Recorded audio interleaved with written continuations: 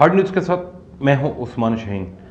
आज जो हम बात करेंगे वो बाकायदा सबूतों के साथ बात करेंगे और जो हकाइक हैं वो हम आपके सामने लाएंगे और बात करेंगे हम महकमा जंगलात की और उसमें होने वाली करप्शन की। तो सबसे पहले जो हम जिस सर्कल की बात कर रहे हैं वो सर्कल है हमारा प्रोआ सर्कल, जो नई वेला से शुरू होता है और रमक तक जाता है। यहाँ पर बिलियन ट्री मनसूबे की क्या पोजीशन रही है और यहाँ पे एसडीएफओ कौन है, कितना तजर्बाकार है, कौन से फॉरेस्ट गार्ड हैं, कौन से फॉरेस्टर हैं और उनकी तैनातियाँ कहाँ हुई, और जो एसडीएफओ है, जो फॉरेस्टर्स हैं वो पहले इससे पहले कहाँ थे, वहाँ पे उन्होंने क्या कारनामे सरअंजाम दिए। तो इस पर आज हम जो है तफसीली एक बात करेंगे। तो सबसे पहले प्रोआ सर्कल में जो बिलियन ट्री मनसूबा शुरू किया गया था साबका अदवार में, आवाम के पैसे को बहुत ही बेदर्दी से वहाँ पर लूटा गया। बेनाम नर्सरियाँ बनाई गईं, कई ज़मींदारों की जो ज़मीनें थी वहाँ पे उनको प्लांटेशनें करके दी गईं और खाली कागज़ों में भी प्लांटेशनें दिखाई गईं और बाद में कहा गया कि प्रोआ सर्कल में जो बहुत सारी प्लांटेशंस जो नर्सरियाँ बनाई गई थी वो सैलाब की नज़र हो गईं। यानी लाखों रुपए जो है खर्च किए गए और जो कागज़ों में जो लाखों रुपए दिखाए गए अखराजात के, वो फिर सैलाब के ज़रिए जो है उनको हड़प कर लिया गया। इसमें मिस्ट्रोल के नाम पर दिहाड़ीदार तबके भी तैनात किए गए थे, जो जिनसे मजदूरी कराई गई थी उनसे ज़्यादा पैसे लिए जाते थे और मिस्ट्रोल में, और उनको कम दिहाड़ी दी जाती थी। इसके अलावा जो वहाँ पे हम पहले अब बात करेंगे कि वहाँ पे कौन सा एसडीएफओ है। वहाँ पर जो एसडीएफओ है वो अब्दुल तवाब हैं, जिनका एक सियासी जमात से बाकायदा एक ताल्लुक़ है और वो हमेशा उसी ताल्लुक़ का फ़ायदा उठाकर जो है मनपसंद हल्का लेते हैं। पहले वो कुरैशी मोड़ पे थे, फॉरेस्टर्स थे, और फिर उसके बाद वो ये जो है दरिया खान पुल चेक पोस्ट है वहाँ पे भी फॉरेस्टर रहे, और उसके बाद एक उनको जो है इलाका दे दिया गया प्रोआ सर्कल, जहाँ पे उनको एसडीएफओ बना दिया गया। एसडीएफओ यानी एक ना तजर्बाकार अनट्रेंड बंदा जो कि फॉरेस्टर था, उसको जो है एक्टिंग एसडीएफओ लगा दिया गया। क्यों? उसका ताल्लुक जो है एक जमात से है। अब इसी ताल्लुकात को फ़ायदा उठाकर क्या कर रहा है, वो एक तो ड्यूटी पर नहीं जाता और घर बैठे ऐसा समझे घूम के अपने यहाँ पे वहाँ पर वो जो है तनख्वाहें लेने में मसरूफ़ है। उसकी अपने प्रोआ सर्कल जो है उसमें उसकी तवज्जो ही नहीं है। वहाँ दरख्तों की बेदरख्त कटाई जारी है, वहाँ पे जो है नर्सरियों के नाम पर जो चूना लगाया गया। इसके अलावा जो साथ साथ अब जो खेल खेला जा रहा है, जिन इन्होंने ज़मीनों में प्लांटेशन की थी, जिन ज़मींदारों को इन्होंने प्लांटेशन कर दी थी, अब मिस्ट्रोल के नाम पर तो पैसे नहीं निकाले जा रहे, लेकिन वाटरिंग के नाम पर पैसे निकाले जा रहे हैं कि हम उन प्लांटेशनों को हम पानी दे रहे हैं। अब इसमें कौन मुलविस है? एसडीएफओ होगा, उसका अमला होगा, वहाँ पे जो फॉरेस्टर हैं। और सबसे जो बड़ी बात, वहाँ पे जो फॉरेस्टर लगाए गए हैं, अब मैं आपको फॉरेस्टरों के नाम बता देता हूँ। शाहजहान है ये फॉरेस्टर, जमशेद है, असलम है, यानी ये फॉरेस्ट गार्ड थे पहले, अब उनको उन ब्लॉकों में जो है फॉरेस्टर लगा दिया गया। चलो हम बात कर रहे थे प्रोआ सर्कल में बिलियन ट्री मनसूबा नाकाम क्यों हुआ। बिलियन ट्री मनसूबा नाकाम इसलिए हुआ कि कोई हिकमत अमली नहीं दिखाई गई। मनपसंद अफराद को वहाँ पे तैनात किया गया। मनपसंद अफराद को जो अफसरान थे उन्होंने अपनी मनपसंद मर्ज़ी के जो ब्लॉक लिए, हल्के लिए, और कागज़ों में नर्सरियाँ बनाई, पौधों की खरीदो फरोख्त दिखाई, मनपसंद ज़मींदारों की ज़मीनों जो है प्लांटेशन दिखाई मुस्तकबिल के हवाले से। लेकिन असर क्या हुआ, खेल क्या खेला गया? कुछ अरसे बाद बारिशों सैलाब का हवाला देकर जो है सब कुछ कागज़ों में ओके कर दिया गया, यानी करप्शन को छुपा दिया गया। तो अब एक नाम तजर्बाकार फॉरेस्टर जो है वो क्यों एक एक्टिंग एसडीएफओ बना हुआ है? क्योंकि उसको सियासी आशीर्वाद है। किसकी सियासी आशीर्वाद है वो भी हम बताते हैं कि अब वो प्रोआ सर्कल से तंग हो चुका है, क्योंकि डेरा डिवीज़न एक बहुत बड़ा डिवीज़न है। अब वो महकमा जंगलात का जो डेरा डिवीज़न है वो वहाँ पे एसडीएफओ की ड्यूटी लेना चाहता है। इसके लिए उसने कुछ दिन कबल जो है अहम सियासी शख्सियत से मुलाकात भी की। जिस सियासी जमात से उसका ताल्लुक़ है ना, आप समझ रहे होंगे, जमीयत उलमा इस्लाम की मैं बात कर रहा हूँ, यानी उन्होंने अब्दुल तवाब ने कुछ दिनों कबल जो है छोटे मौलाना लुत्फ़ुर रहमान से मुलाकात भी की, और बताया जाता है जो हो सकता है कि कुछ इतलात ऐसे जो है गैर मुसद्दक़ा भी होती हैं कि उन्होंने उनसे बात भी की कि यहाँ पे जो है डेरा डेवियन में उनकी तैनाती की जाए, तो उन्होंने यकीन दहानी भी कराई है कि वो उनकी जल्द, अगर अब कुछ दिनों में, आने वाले चंद दिनों में अब्दुल तवाब की जो है तैनाती जो है प्रवा सर्कल से जो है उसको बतौर SDFO डेरा डेवियन लगा दी जाए, तो इसका मतलब है कि हमारी उस खबर की तस्दीक हो जाएगी जो हम अब बात कर रहे हैं। तो एक नाम तजर्बाकार जो है फॉरेस्टर को किसने एक्टिंग SDFO बनाया, क्यों बनाया, इसके पीछे भी एक पूरी कहानी होगी। लेकिन पहले हम बिलियन ट्री की बात कर रहे हैं, और जो वहाँ पे जो वाटरिंग के नाम पर जो है पैसे निकाले जा रहे हैं, जो इन ज़मींदारों की जिन्होंने प्लांटेशन करके इन्होंने दी थी, अब वहाँ पे वाटरिंग के नाम पर पैसे निकाले जा रहे हैं। पहले मिस्ट्रोल के नाम पर पैसे निकाले गए। मसला यह है कि एक आवाम के टैक्स को जो है प्रोआ सर्कल में बड़ी बेदर्दी से पहले लूटा गया, अब लूटे जा रहे हैं। अब महकमा जंगलात को जो फंडिंग होती है वो कहाँ से आती है? ये अवाम का टैक्स होता है ना। हम एक माचिस की तीली खरीदते हैं, या हम एक पॉलिश की डब्बी खरीदें, या हम टमाटर खरीदें, या हम घर के लिए कोई और अशिया खरीदें, तो हम उस पर टैक्स देते हैं। तो ये टैक्स कहाँ जाता है? ये टैक्स इन्हीं महकमों को जाता है। ये जो अफसरान गाड़ियों में फिरते हैं, ये जो अफसरान अयाशियाँ करते हैं, इनके बच्चे अच्छे अच्छे स्कूल में पढ़ते हैं, अच्छे खाने काटते हैं, इनकी ये जो है फैमिलीज के साथ ट्रिप पे जाते हैं, बड़ी अयाशियाँ करते हैं, शॉपिंग करते हैं, तो ये पैसा कहाँ से आता है? ये हमारे खून पसीने का वो होता है। अब अब्दुल तवाब साहब को देख लें कि एक फॉरेस्टर्स हैं नाम तजर्बाकार और अनट्रेंड, और उनको SDFO बना दिया गया, और उनके खर्चे अखराजात देखें। एक SDFO की तनख्वाह कितनी होगी? अगर वो करप्शन नहीं करते तो उनकी तनख्वाह कितनी होगी?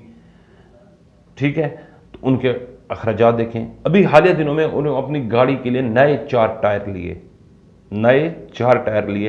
अब बताएं कि आजकल जो मुआशी सूरत हाल चल रही है, जिसमें एक गरीब बंदा जो है 1 किलो प्याज नहीं खरीद सकता, 240 रुपये, 220 या 200 रुपये पे भी हो, वो नहीं खरीद सकता। पेट्रोल 275 पे 70 पे पहुंचा हुआ है, वहाँ पे एक गरीब बंदा जो है पेट्रोल नहीं डलवा सकता। वहाँ एक SDFO जो है गाड़ी के नए 4 टायर जो है वो डलवा रहा है।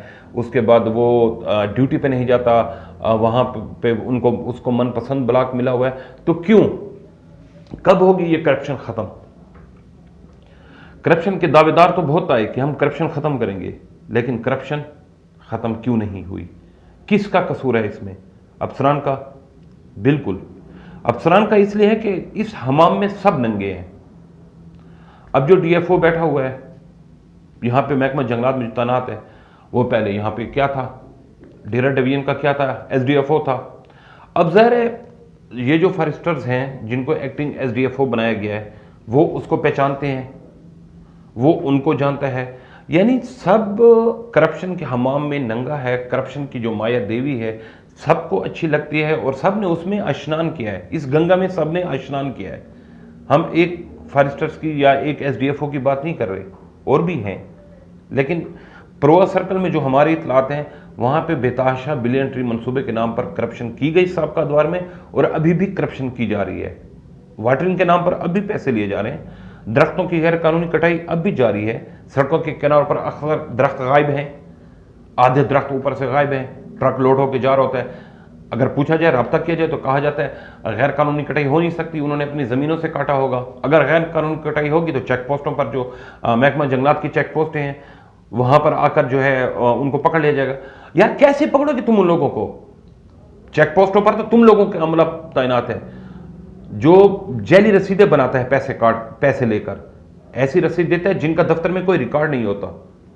अगर साबका दौर में कई चेक पोस्टों की बात की जाए, तो इन चेक पोस्टों पर कौन सा अमला तैनात है? कौन सा ईमानदार अमला तैनात है? दरिया खान चेक पोस्ट सबसे बड़ी करप्शन की जगह।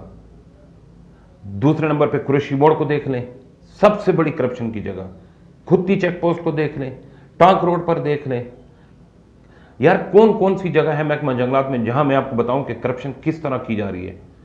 फॉरेस्टर्स, फॉरेस्ट गार्ड, SDFO, इनके रहन सहन देखें, इनके खाना पीना देखें, इनकी गाड़ियां देखें। यार एक अगर बंदा ईमानदारी से काम करता है और ईमानदारी से तनख्वाह लेता है, मुझे नहीं लगता कि वो अपने घर के अखराजात पूरे कर सकता है। उनके बच्चे जिन प्राइवेट स्कूलों में पढ़ते हैं उनकी जो फीसें हैं वो हज़ारों में हैं, और अगर इनकी तनख्वाह 40 से 50 हज़ार हो और 1,000 रुपये पर डे इनके घर का खर्चा लगाएं तो 30 हज़ार तो ये होता है।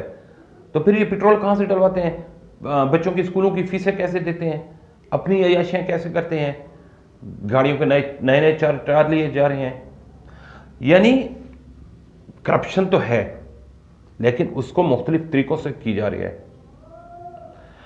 अब बात करें हम प्रो सर्कल की, तो प्रो सर्कल में दरख्तों की हमने खुद विजिट किया, हमारे पास वीडियो मौजूद हैं, प्रूफ मौजूद हैं, जो हम आने वाली जो अगली जो इसके हवाले से हम कुछ इंकशाफात करेंगे कि ये जो अब्दुल तवाब हैं, ये फॉरेस्टर्स जो थे, कहाँ कहाँ ये इनकी तैनाती रही है और कौन कौन से इनको हल्के किस किस सन में दिए गए, उनकी जो हम आपको तफसील अगली इसमें बताएंगे। जो इसके हवाले से हम नेक्स्ट प्रोग्राम कर रहे हैं, हमारे साथ एक मेहमान भी होंगे उस प्रोग्राम में, तो उसमें हम आपको वीडियोस दिखाएंगे दरख्तों के हवाले से, और वहाँ पे कुछ वीडियोस भी हैं जो दरख्त काट रहे हैं, हम उनसे पूछ रहे हैं, तो उन्होंने वाज़ेह तौर पे कहा है कि हमें अफसरान की हिमायत है, उन्होंने कहा काटें, फॉरेस्टर्स फॉरेस्ट गार्ड, यानी वो तमाम अमला वहाँ पे मिला हुआ है, अकेले कोई कोई काम नहीं कर सकता। तो हम यही बात कर रहे थे ना कि वो कहते हैं कि जी कोई दरख्तों की गैर कानूनी कटाई नहीं है, हम चैलेंज करते हैं, हम वीडियो दिखाएंगे।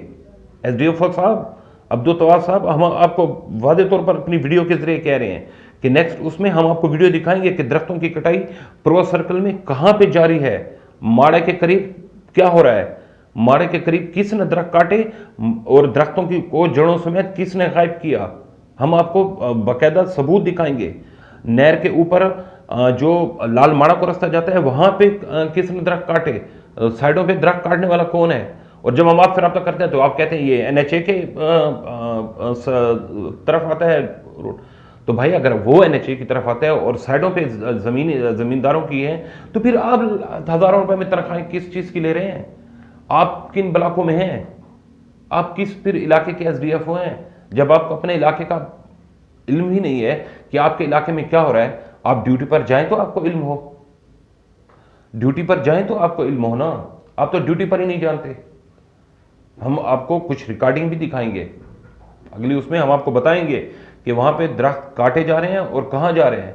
जिस तरह दाजल में दरख्त बेचे जाते थे ना, दरिया खान चेक पोस्ट से जो है दरख्त काटे जाते थे उसके साथ, और बेचे कहां जाते थे, दाजल में जाकर, और उसमें कौन था, जो फॉरेस्टर थे, उस पर FIR भी हुई थी।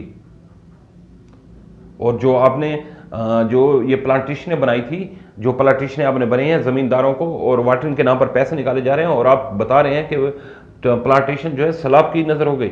हम आपको प्रूफ देंगे, हम आपको वीडियो दिखाएंगे कि वहाँ पे प्लांटेशन थी ही नहीं, वहाँ उन इलाकों में सैलाब आया ही नहीं, आया तो कुछ सैलाब ने नुकसान नहीं किया। तो फिर लाखों रुपए ग्रीन ट्री मंसूबे और बीटेक के नाम पर कैसे निकाले गए इस इलाके में। तो हमारा आज का सिंपल एक सवाल है आवाम से, और आपका फीडबैक का हमें इंतज़ार रहेगा कि बिलियन ट्री मंसूबे पर जिन अफसरान ने करप्शन की उनके साथ क्या करना चाहिए, निगरान हुकूमत को क्या करना चाहिए, और महकमा के जो जिम्मेदार हैं उनको क्या करना चाहिए। मैं ये बात नहीं कर रहा कि सिर्फ हम प्रो सर्कल की बात कर रहे हैं कि बाकी सब जो SDFO हैं वो दूध के धले हैं, जो बाकी जितने हल्के और ब्लॉक हैं वो दूध के धले हैं। हम इसके बाद शेख बुद्दीन की बात करेंगे, फॉरेस्टर जो है कैसर, उसकी बात करेंगे, जिसको एक्टिंग SDFO बनाया गया है, उसकी बात करेंगे, और आपको बताएंगे कुलाची सर्कल में क्या हो रहा है, देरा डिवीजन में पहले क्या हुआ, गुमन यूनिवर्सिटी में जो प्लांटेशन की गई, नर्सरियां बनाई गई, उनका क्या हुआ, जो कच्चे में बेनाम नर्सरियां बनाई गई थी और जो दिहाड़ीदार लोगों को रखा गया था, इसके अलावा जो ये जो कागजों में नर्सरियां बनाई गई, हम उनकी पूरी डिटेल बताएंगे।